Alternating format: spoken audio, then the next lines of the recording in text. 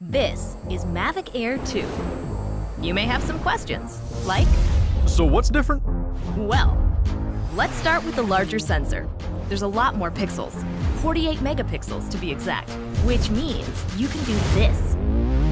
And then shoot a hyperlapse in 8K. With Smart Photo, every shot is a masterpiece. Yeah, but photos aren't really my thing. Don't worry, we've got you covered. It also does 4K 60p video. You can also slow things down. Way-do. And yes, there's HDR video. How's the flight time? It's fantastic. You're looking at up to 34 minutes in the air, a new record for the Mavic series.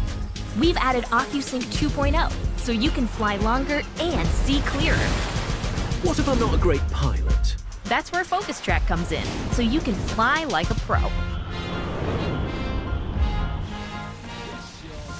Or just press a button.